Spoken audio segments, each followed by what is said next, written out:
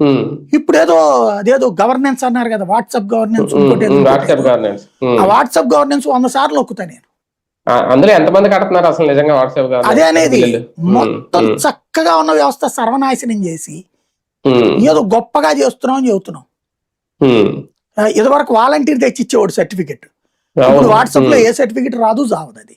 రాదు రాదు, రావట్లేదు. ఎంతమంది నానా తీసుకున్నారు? తిప్పలు, మళ్ళీ మీ సేవా కేంద్రాలు, ఈ సేవా కేంద్రాల దగ్గరికి పోవాలి, అక్కడికి పోయినా ఉమ్, చంపుకు తింటమే. ఉమ్, ఈ ఉమ్, మొత్తం వ్యవస్థని చిన్నాభిన్నం చేసి మళ్ళీ ఉమ్, ఎవడన్నా తయారు చేయగానే అవన్నీ మా ఆలోచన అని చెప్తారు అనమాట. ఉమ్, ఉమ్, ఇప్పుడు అవును. చక్కగా నోటి దగ్గరకు వచ్చిన ముద్ద అది వాలంటీర్ సిస్టమ్, ఉమ్, సచివాలయ ఉమ్, సిస్టమ్, దాన్ని ఉమ్, మొత్తాన్ని కొలాప్ చేసి పడేసి ఇప్పుడు ఏదో కొత్తగా చెప్తున్నారు అనమాట. అది ఉమ్. సార్ ఒకటి, ఆ ప్రత్యర్థులు చేసే మాటలకి లేదంటే ఇటువంటి వాటికి రాజకీయంగా వీళ్ళ కౌంటర్లు ఇచ్చుకుంటారు, ఓకే.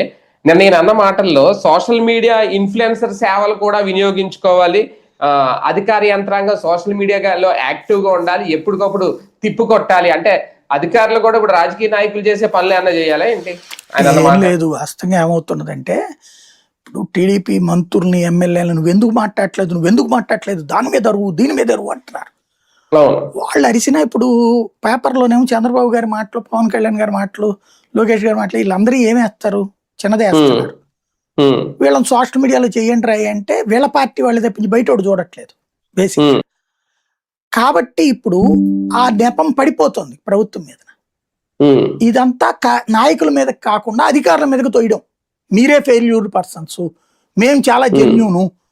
అసలు నేను అదేది రాస్తారు చూడండి మీరు, 48 గంటల పాటు బాబు గారు నవ్వుతానే విన్నారు, సీరియస్ గానే చూశారు, వాళ్ళకి వణికిచ్చేశారు. ఆయన వణికించాడు సరే, జనానికి వణుకు రాకుండా ఎట్టా చూస్తాం మనం?